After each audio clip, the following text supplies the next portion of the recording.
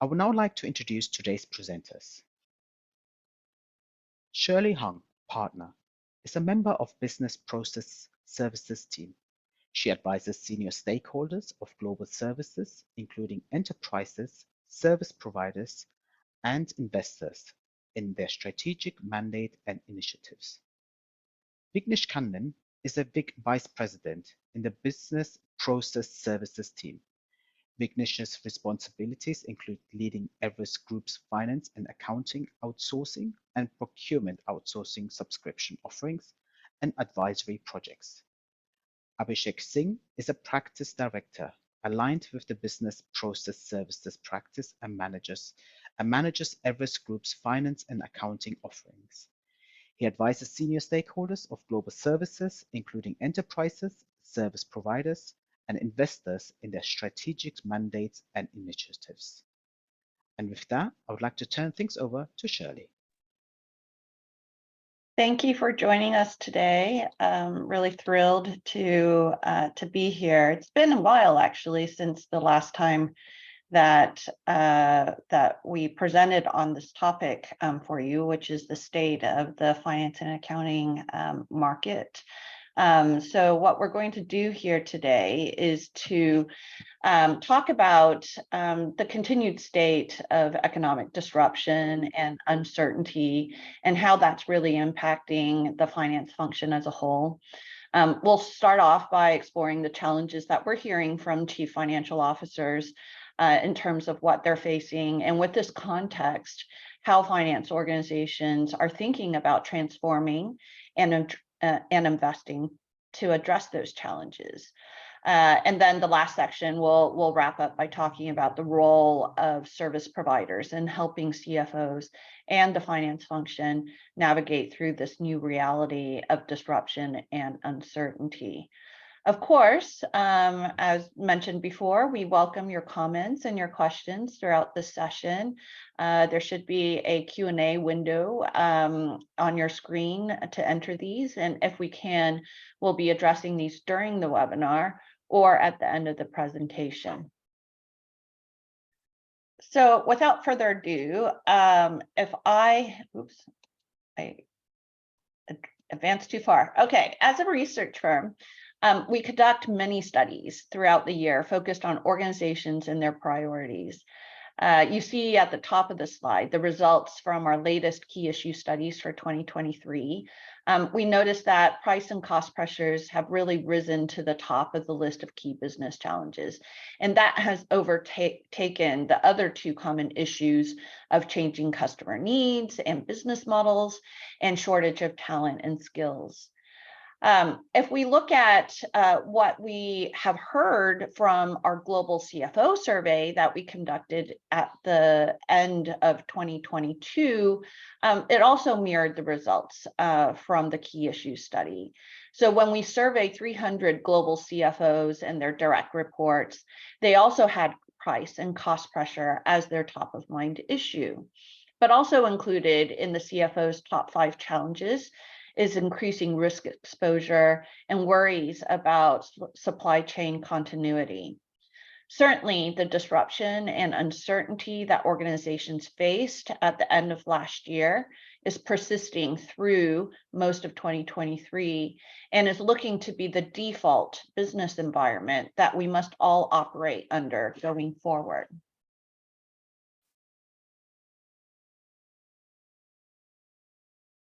So what are CFOs doing to address these challenges? According to our research, they are working hard to improve cash flow, mitigate risks, and drive transformation through better leverage and management of data and information. What I find interesting as well in looking at this data is that despite cost pressure being a top challenge that I mentioned in the previous slide, dedicated focus on operational cost reduction only shows up as the 5th ranked focus area. Of course, there should be cost improvement impacts through pursuing the other, higher ranked strategies that we're showing here as well. But these results here overall demonstrate to me that CFOs are looking to drive more sustainable change, transformation, and improvement, rather than just focusing on short-term cost cutting. And this is even in today's environment of economic disruption and uncertainty. Given this ongoing focus on transformation, I'm going to hand it over to Vignesh to talk about where this transformation is taking place and how technology is being leveraged to drive further transformation. Thanks, Shirley. First of all, again, welcome once again to this webinar. Good to be part of this, this very interesting topic, and I'm anticipating a lot of questions on this particular theme, and we have already received a lot of questions, very interesting questions we'll cover as we go along. So, just talking about and picking up where Shirley left, CFOs priority and finance functions objectives traditionally have been focused on cost and efficiency, but last 4 to 5 years have been very, very interesting in terms of the nature of change that is happening within the function, how the objectives, priorities, and some of the decision-making criteria of CFOs and finance function is evolving is somewhat very, very interesting, right? So if I look back last 4 to 5 years, and we'll split it into, say, 3 time periods, right? Pre-COVID, what happened during COVID, and the current environment that we are in, right? So in the pre-COVID, and especially taking 2017-18 time frame, a lot of CFO and in general organizations, back office, mid office, and front office, they have started embarking on that digital transformation journey, right? And in most organizations, finance has been leading this transformation journey. In any cases, any big initiative starts with the finance function, right? So in the pre-COVID era, a lot of organizations, especially, finance function, started off with, embarking on this digital transformation journey, and a lot of next generation technologies like, dynamic dashboarding or RPA was kind of the hype cycle at that time. But the approach and the mindset of CFOs at that point of time was still focused on, hey, how can I leverage digital and new technologies to save cost, to improve efficiency, and to improve productivity, right? So it was largely focused on improving efficiency and bringing in cost savings, but with a little bit of aspiration for how can I make my finance function value driving function, right? When they are in this journey, boom, the COVID happened, right? A lot of things went into disruption, and the focus immediately shifted towards how can I quickly save some cost, right? So we saw a lot of initiatives and small scale projects to bring in quick cost savings in 3 months, 6 months time period. And especially with that level of economic distress, a lot of organizations focused on bringing in, first of all, visibility into the organization, right? How can I improve the liquidity? How can I improve my cash flow, working capital? First of all, deploying some of the analytic solutions to see the current state, right? Where are the opportunities that I can tap into? What are some of the quick savings? Now, as the COVID disruption settled down, and in 2 years time period, most organization, after that firefighting mode, breathless firefighting mode, they are now taking a breath and thinking more in terms of long term, right? So as Shirley was mentioning, the current focus is no more on short term cost savings. Yes, cost saving is still a focus, but the approach towards transformation has drastically shifted, right? So how do I achieve this outcomes? Outcome could be, your cost savings or your operational improvement, or even some of the business impact, right? But on a sustainable basis, right? So how it translated into the thought process, the approach, the investment criteria, decision-making criteria is something very, very interesting, right? So if you look at this journey, earlier, most of the investments and initiatives were focused on a very siloed approach, right? So how can I improve or automate my invoice processing? How can I automate my general accounting? Can I implement a dashboard to create visibility of operational KPIs? that was the focus in a pre-COVID era. But now we are seeing more of a end-to-end transformation approach. I'll still focus on cost savings, but how do I look at finance from an end-to-end perspective? How can I break those organizational silos, creating that end-to-end data visibility to drive better business outcomes? So the CFOs are now becoming kind of a custodian of organizational data. The role of CFOs have evolved beyond just managing the finance function and becoming a key driver for broader organizational initiatives. Right. With that context, I'm sure all of you participating in this webinar, are associated with finance function in some shape or form. Some may be from the provider community, and some are from the enterprises operating in the finance function. So, based on your current experience, where do you think the transformation investments are going into from a process perspective? Right, we'll give a minute or so for you to answer. Pick top 3 areas where you're seeing a lot of transformation initiatives from a process perspective going on. Right, while you're voting this particular poll, we have got some related questions on this. Right, so I'll try to answer some of this question. Here is an interesting question, right? What is the next big value driver for F&A transformation, as most organizations have solved for efficiency in transactional processes, right? And this is a question that we get very frequently. I've automated my AP, AR, general accounting, and I've extracted cost savings through offshoring. I've automated my transactional processes. So what next, right? So with this, we are seeing there is still a lot of headroom for organizations to transform, right? Automation is one I would say the start of the transformation journey.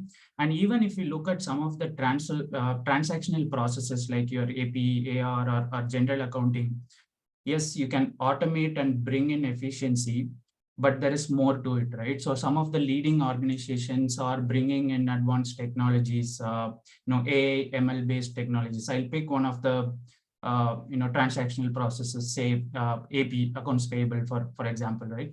So bringing in efficiency through automating invoice processing is the start, but leading organizations are deploying ML-based technologies, predictive prescriptive analytics, to go beyond the traditional responsibilities and roles of accounts payable, right? So how can AP as a department play a bigger role in improving DPO and therefore impacting the working capital?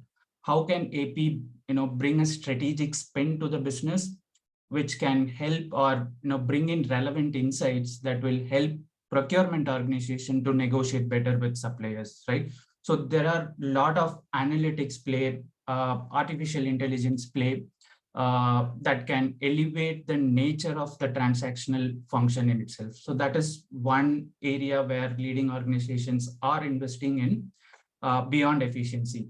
And once beyond the transactional process, say if you take some of the very strategic processes like FP&A or treasury, right? So there, I have seen a lot of, global multi-billion organizations still doing FP&A in a very, very operational manner, right? And some organizations still do it on Excel.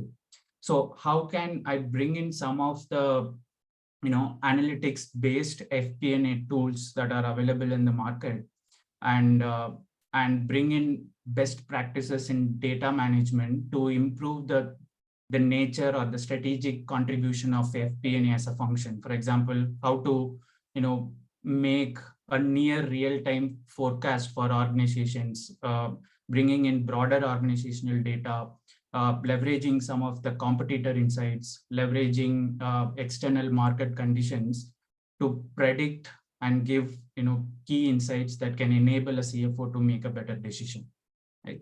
So that's where we see a lot of initiatives going in beyond the efficiency game, right?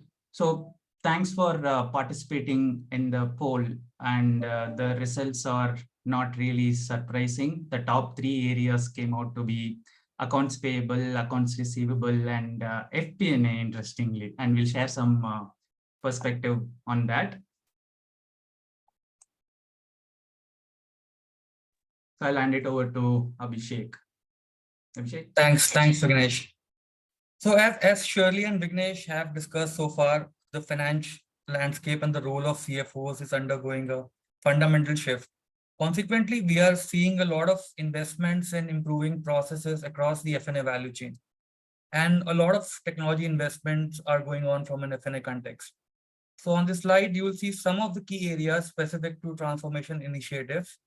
You will see process areas highlighted in shades of blue and technology areas in shades of red. To begin with, let me start with the process lens. You'll notice that financial planning and analysis has emerged as a top investment area. Now, by looking at the polls, I think most of you will not be surprised to see it, but it certainly highlights the evolving role of FP&A in modern finance function. As the business landscape becomes more complex, CFOs need timely and accurate information to make critical decisions that drive better value for their organization. This is where FP&A is playing a pivotal role. It is helping CFOs evaluate performance, assess risk, identify growth opportunities, and is enabling them to lead their organization with confidence. I'm sure there will be no surprises to see accounts payable and accounts receivable as the topmost areas where we are seeing investment from a process lens, as these processes form the backbone of managing cash flows and ensuring seamless interaction with customers and suppliers. We also observe increasing investments in judgment-intensive F&A processes, such as regulatory reporting and compliance, taxation, and treasury and risk management. Now, if we shift our focus to the top technologies that are enabling transformation of these F&A processes, we'll see that at the forefront is artificial intelligence, which has revolutionized F&A.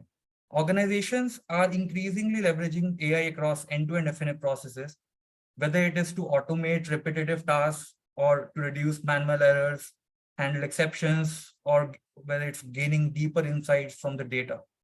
AI, when combined with automation, it helps in enabling straight-through processing for tasks such as invoice processing, which not only accelerates cycle times, but also minimizes human errors and freeing up valuable resources for more upstream and strategic work. Data and analytics, again, forms the bedrock of AI-driven decision-making and helps in supporting CFOs.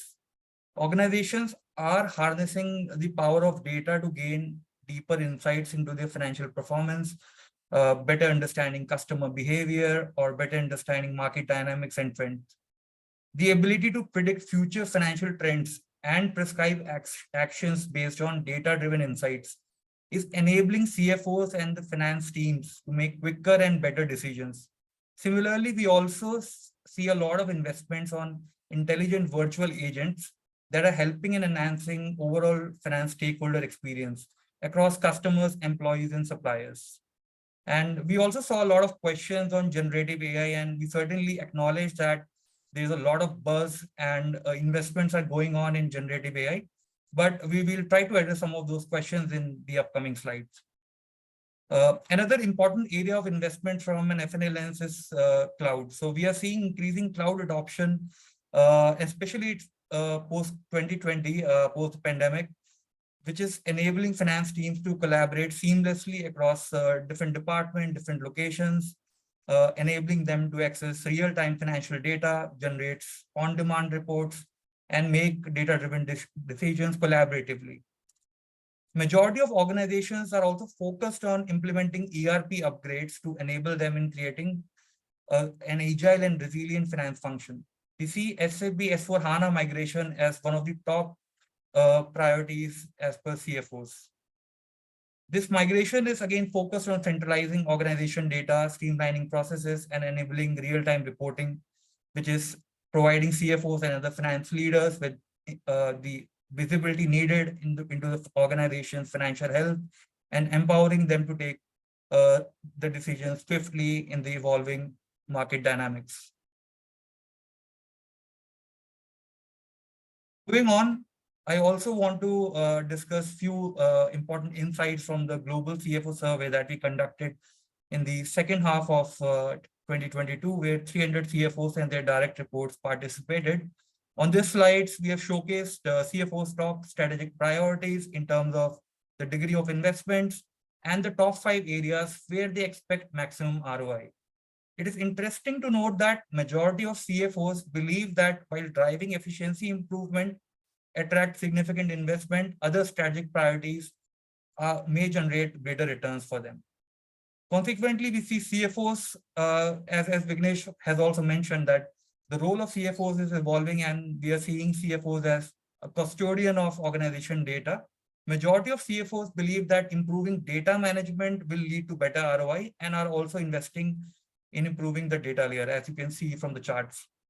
They are heavily investing in the function level data consolidation layer, leveraging multiple tools for data extraction, for data cleansing, and data classification to add more transparency into the organizational data and enhance the overall data quality. Majority CFOs believe that optimizing data quality is imperative for them to achieve optimum value from analytics.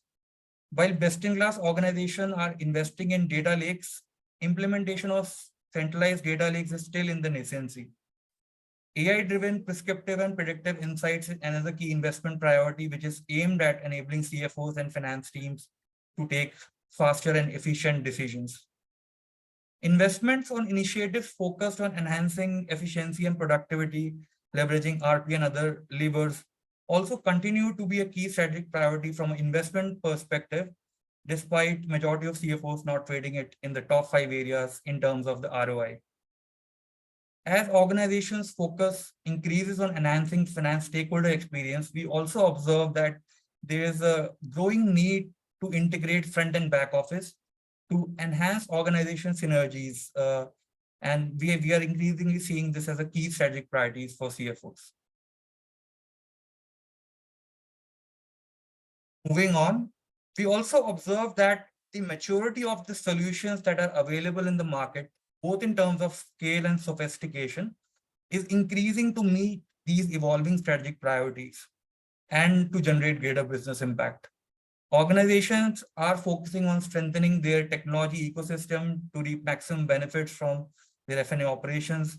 So if we take automation as an example, we see that while RPA has been traditionally focused on driving efficiency, leveraging rule-based tasks, now we see that best-in-class organizations are moving towards leveraging intelligent automation solutions, which are enabling straight-through processing by replacing humans in the loop with AI. For example, in invoice processing, AI is being used in handling exceptions, flagging duplicate payment, and is helping in making the invoice processing touchless. Similarly, if we take analytics as an example, we have seen that we have moved from simple dashboards to real-time dashboards. And now we are seeing increasingly best-in-class organizations are leveraging predictive analytics-based solutions to optimize collection processes. For example, we are seeing that AI is being used to understand customer payment behavior, creating customer risk profiles, flagging the potential customers who will not pay on time, and then prescribing actions on when and what mode to select for follow-up actions. Over the years, chatbots have also undergone a transformative evolution, transcending from basic rule-based systems to intelligent virtual agents, which are now being powered by generative AI. With generative AI, chatbots have the ability to comprehend context and better understand nuances and generate human-like responses, making interactions more natural, insightful, and tailored to the individual customer's need. Let me pass on to my colleague Vignesh, who will talk more about different transformation approaches and the importance of integrating transformation and organizational synergies. Over to you, Vignesh. Yeah. So before getting into that, another quick poll. So Abhishek discussed and shared some of his perspectives on different digital levers and technologies that are happening, right? So again, from your vantage point and experience, what are some of the digital themes that are shaping up F&A transformation today, right? We can take top 3 themes. So on while you're voting on this, again, no webinar is complete without picking up topic of generative AI, right? And I'm looking at the questions that we have received. I would say almost 40–50% of the questions are related to generative AI, right? So let's take a step back and understand generative AI, primarily in conjunction with other, cool technologies that have been in the recent past, right? So generative AI fundamentally is not a new technology. I'm sure everyone is aware of this, right? I would say this is a significant leap in terms of progress of the current AI environment that we are operating in, right? For example, the last, if you have to take the LLM model that is powering the generative AI technology, what makes generative AI unique or that poses significant potential is the sophistication of the model itself, right? So it has around 175 billion parameters in the GPT-3 version, right? If you take the last biggest model that was built by Microsoft, I don't know, back in 10–15 years back, it had 17 billion parameters. So it's a significant leap in terms of the number of parameters that feed into the ML model, right? So that is what is making generative AI, so sophisticated and poses a huge potential, right? So if we compare this with, and I see some of the questions around, hey, is it going to be the next blockchain or the next metaverse where we go through that buzz cycle and then, it goes off when the next technology comes in, right? So at least from my perspective, it really has a significant potential, unlike say some of the other big tech that we have unknown in the recent past, say blockchain or metaverse. It went through a huge burst, right? But these technologies, if we take blockchain as an example, requires huge investments, right? And it requires collaboration of different parties to come onto board. It is a large scale investment in terms of effort, money, and time, right? Whereas if you look at generative AI, it started from a B2C angle, right? And I'm sure everyone attending this webinar would have used ChatGPT in some shape or form, or you'd still be using on a day-to-day basis, right? So generative AI as a concept, as a technology, as a tool is already sold, right? Now, where we are in the journey is how can we take this technology to an enterprise scale adoption, right? And looking at what's happening on the supply side of the house, all this big tech have made significant investments in building, API connectors and LLM models to integrate with existing technologies of organization. And third-party providers, the service providers, have also made significant investments in building dedicated COEs, incorporating generative AI into their AI platform, right? So I would say the supply side is way ahead in terms of development, but still there are some concerns around, especially from a finance context, given the sensitivity of data. There are some concerns to be addressed. Hey, can we really trust the output of the generative AI? Is it accurate, right? That's the biggest question. And another big concern is around the data security, right? Can I put my organizational data into this model, right? What's the data security around that? So there are still some concerns to be addressed, but we have seen some POCs happening in pocket in finance. But if we take other functions like, say, contact center or marketing or sales, we have seen some live cases, right? So some functions from an organization perspective have already adopted, but finance is kind of in a wait and watch mode, a lot of POCs going on. There are some barriers also to overcome to make this generative AI as a tool, real, right? one biggest barrier is data democratization, right? It requires huge data for the tool to work or the tool to realize that value, right?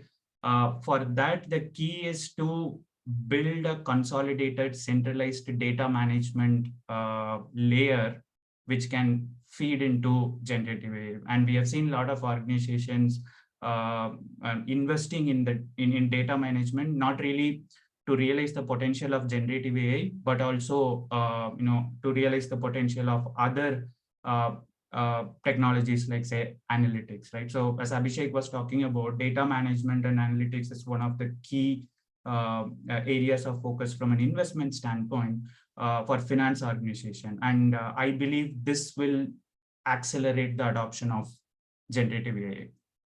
Okay. And we got another interesting question on how is the, especially post-pandemic, how is the collaboration of CFO and CIO, shifting, right? That's a very interesting question and a very pertinent question at this point of time, right? So what we are seeing is, at least in mature organizations who are serious about, bringing in business value through transformation, we have seen a lot of collaboration between CFOs and CIOs. In some cases, actually, CFOs are playing a bigger role in decision making. Of course, the core part related to ERP migration, core modernization is, where CIO will play a bigger role. But the degree of collaboration in decision making, both in terms of the underlying IT infrastructure and the business ops, has increased a lot, right? So going forward, where if you look at how the decision making is shaping up, we believe the emergence of what we call as software-defined operating model, right? So there will be a platform owner where this, say, the IT infrastructure and the business operation portion will mesh into a single platform, right? And there will be a platform owner who's responsible for that entire platform, who's responsible for driving all the initiatives on the operation side and all the initiatives on the IT side, right? So that's kind of a futuristic prediction based on what is happening at this point. Hope that answered the question. Okay, and we saw some. I'm just looking at the poll responses. Interesting. ERP upgrades or for-HANA transformation came out to be on the top, followed by AI and cloud adoption. Interesting. Okay, let's move on. Yeah. So speaking of transformation, and we spoke about evolution of different technologies and transformation, decision making, right? So how it all comes together and how a finance function, or I would say in general, operations should be thinking about transformation. So we have built this framework called, we call it integrated operations transformation framework, right? So if you look at any organization, and then again, keeping, from a finance lens, if you look at, there are IT infrastructure where your data center, ERPs, and your applications feed into that. So that forms your system of record. And then a lot of transformation right now is focused on the transforming the system of augmentation layer, what sits on top of ERP, right? But what is happening with this core modernization, and there's some relevant question on that point as well. I'll cover that. Do you see a shift to tactical transformation in the light of ERP modernization, right? So probably this will answer that.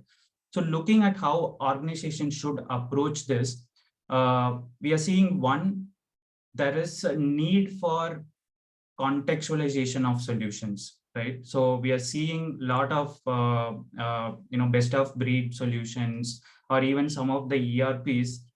They are building lot of contextualized layers, primarily focused on industries, right? Finance function in oil and gas sector would be very different from, say, a insurance sector, right?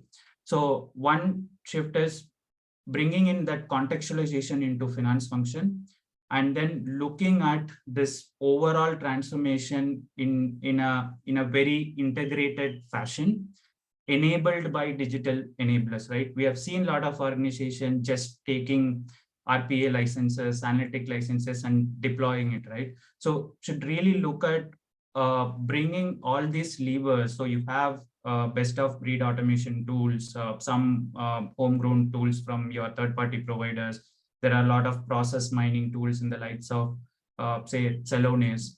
And there are third-party providers are bringing in a lot of industry benchmarks, maturity assessments. Now you have all of this, your automation set of layer, your data analytics layer, and of course the user interface layer, right?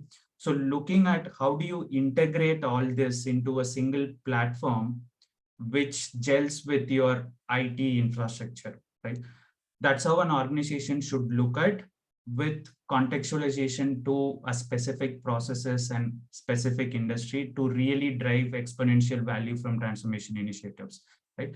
This now, if we look at what's happening on the For-HANA side with all the ERP code modernization, the question is, does it really make sense to transform the layer that sits on ERP when my ERP itself is going through a modernization, right? So traditionally, if you have looked at SAPs, the legacy version of SAPs have been very process driven, right? Now with For-HANA, it's becoming more user-centric, intuitive, and persona-driven version, right? When that is happening, organizations should really look at optimizing the technologies, right? In terms of technology landscape that you have, you might be having hundreds of technologies. With ERP going through a modernization, rethinking, does it really make sense to have certain technologies in your architecture? Okay. So one should look at, and this points to the CFO CIO collaboration, right? One should really look at transforming this finance process in conjunction with what is going on the ERP state. Okay. That will drive significant value when it comes to transformation. Yeah. And with this context, again, a quick view of what we have discussed so far. One, the CFO world and the finance transformation is looking to drive value and looking at end-to-end F&A transformation. And two, there is an increasing collaboration between CFO, CIO, basically the IT part of the picture and the ops part of the picture, and is clearly reflecting in the CFO survey that we did, right? So we looked at, we asked CFOs, how are you driving transformation initiatives, right? Most organizations have shifted from siloed transactional areas towards function level transformation or even organization-wide transformation.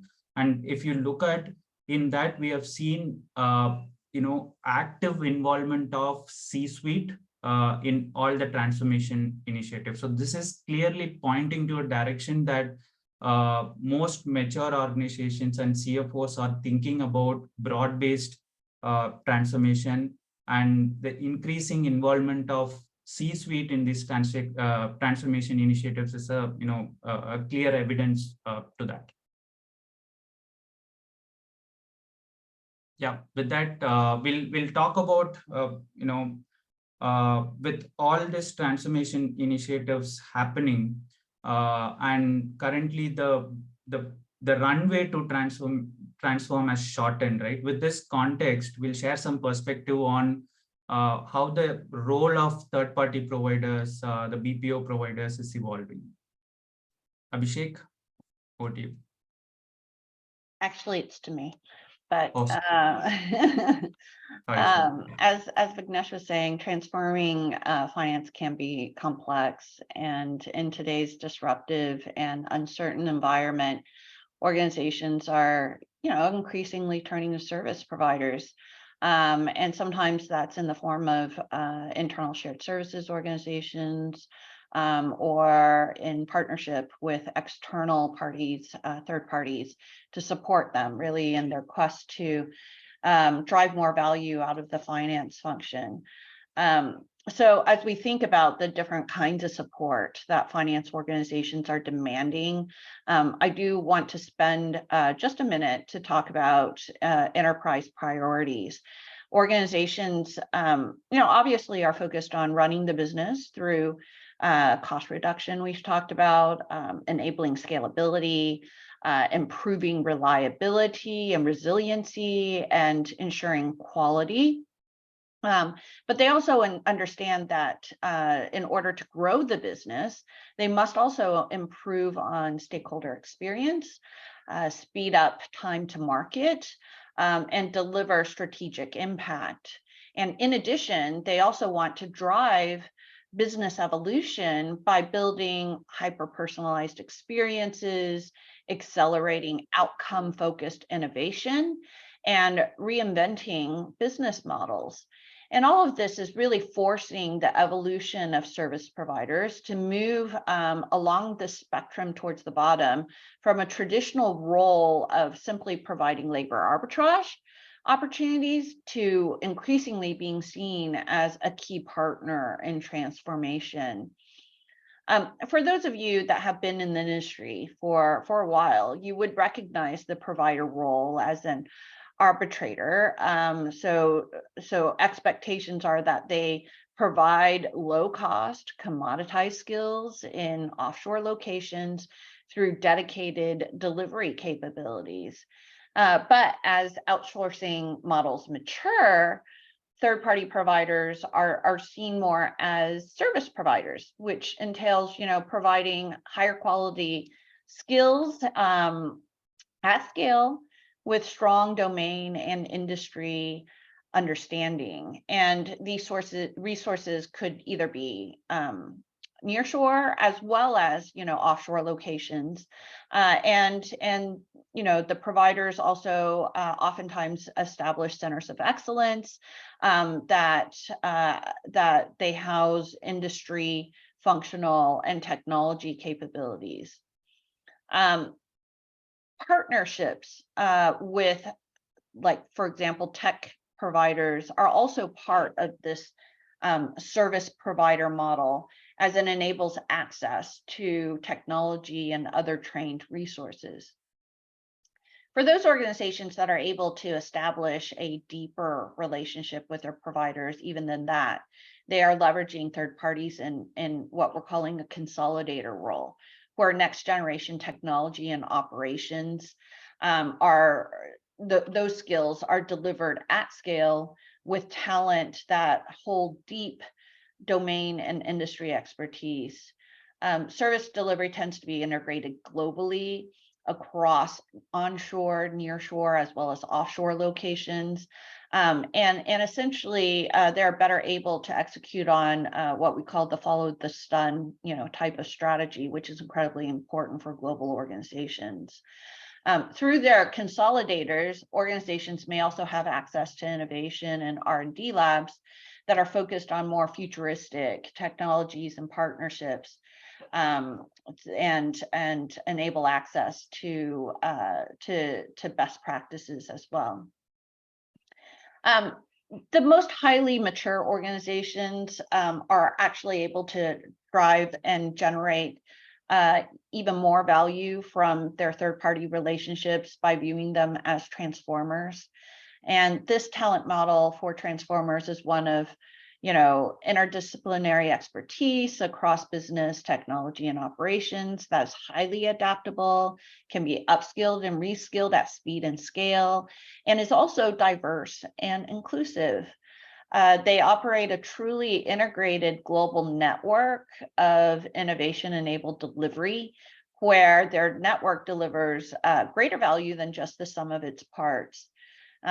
Transformers they foster ongoing innovation, co-creation, and cross-pollination of ideas and best practices, all the while they're doing so without compromising on their clients' confidentiality. And they also follow a sustainability first design.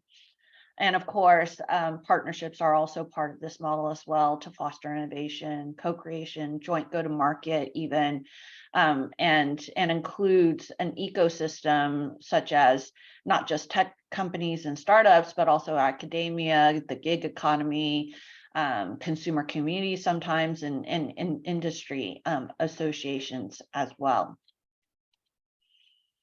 So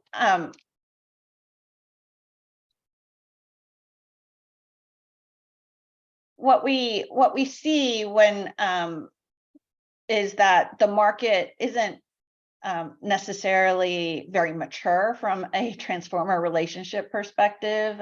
Most of organizations are still in the relationship model of either service provider or in some cases consolidator.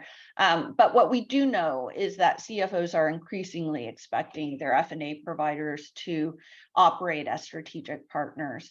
In addition to those traditional areas that we show on the left of the slide, such as operating day-to-day transactional activities, supporting in-house operations, and driving process excellence and leveraging best practices, we are increasingly seeing CFOs involving third-party F&A providers on the design of their transformation roadmaps and developing their digital strategy and driving innovation. Certainly, as data management and analytics matures as well, we expect that demand for third parties to provide CFO insights through advanced predictive analytics will also increase.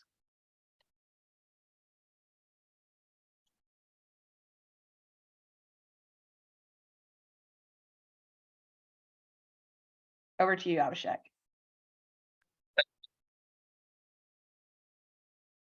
Because of the economic downturn in late 2022 and early 2023, we have observed that a lot of large-scale strategy consulting projects have declined. However, there has been a lot of demand for focused ROI-driven projects, and these advisory projects are closely linked to the back office operations. To meet this increasing demand, we see that service providers are ramping up their consulting capabilities, and we often see these projects starting with the consulting scope and later based on the client relationship and the value delivered, scope increasing to managed services construct as well. So we have listed down a few areas that we have picked up in the past 6 to 12 months. And if I were to highlight the top ones, I would certainly pick risk advisory, like we have also discussed earlier. It was a key challenge for CFOs. And we see that with the fast changing regulatory environment and CFOs getting involved in broader enterprise risk management, we see that there's a lot of demand for third-party support to help CFOs in managing risk.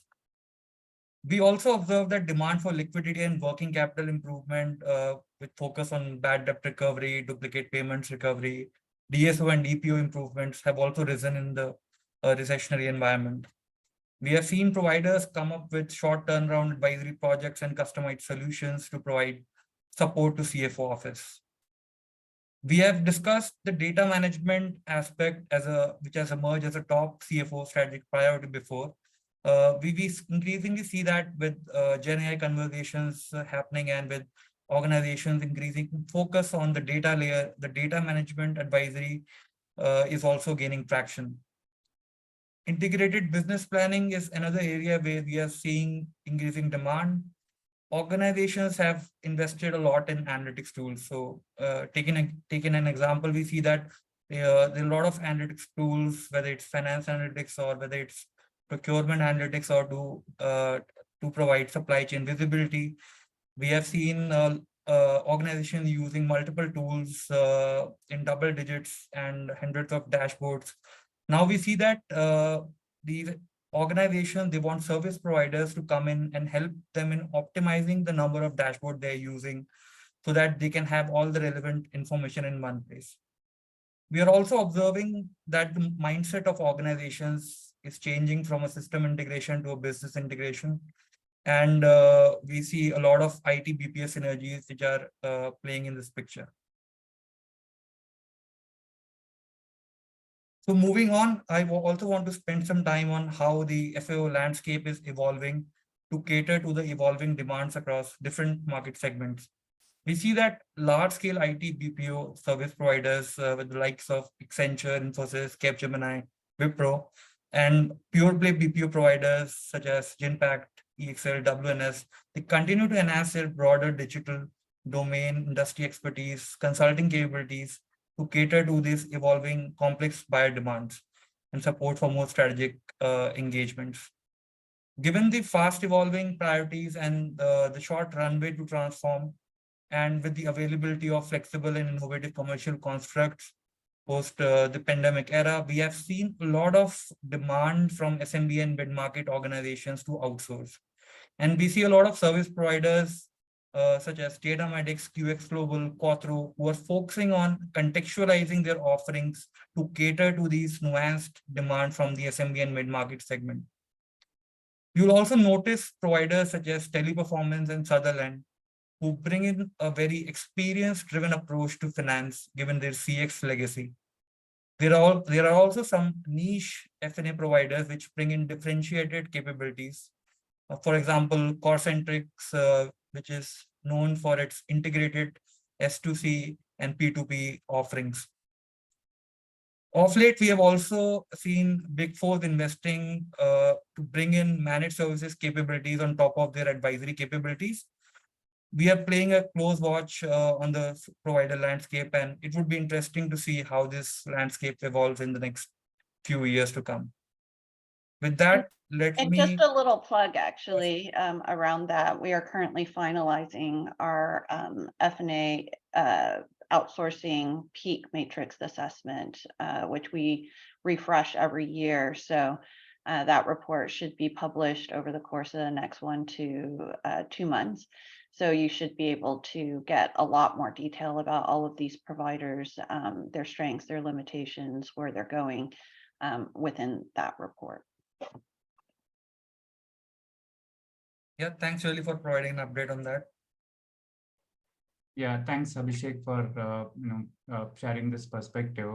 We got a very interesting question, right? To what Shirley was talking about, the evolution and the nature of engagement with third-party providers. To say move to a transformer kind of a model, what is the extent of ownership that one should give to a BPO provider or application management provider, right? I'll probably give a slightly broader perspective, right?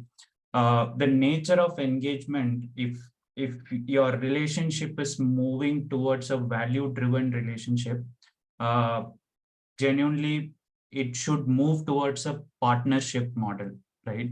So unless there is some contract SOPs built in, what's the level of control that control or access that a third-party provider should have, all that is fine.